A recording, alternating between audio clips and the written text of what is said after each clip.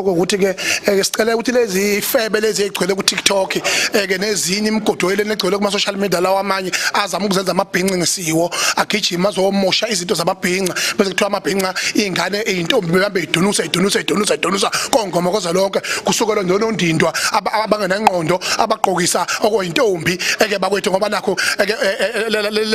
lezi imigodoyeleni ayigqoke into aqhubeka namalegend hayi indaba ukuthi bezela kubhucuzeko ngengqondo yokuthi bafuna ukuzohlambalaza into yethu thina sinto umuntu mayesehlulwe impilo akahlulwe impilo amele abe isihlwelele kude angahambe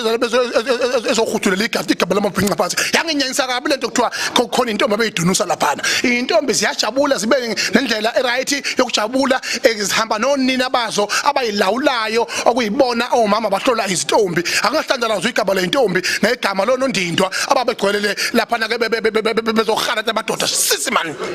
ngokwameli sesavala mhlawumbe ngomhla ka12 ukugcizelela ukuthi noma kanjani noma iphi uzobukhona futhi uyobukhona estate uzobe khona umongameli ezobingelela abantu bakhe cha ngisaliphatha uhlelo lo khathidi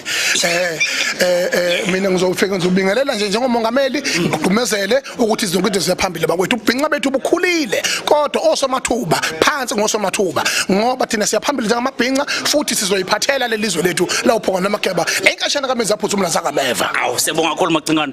Ngizwe umlando kwaMchunu besikhuluma naye la umongameli wababhinqa njengoba seshilo ukuthi ngomhla ka12 noma kanjani zabe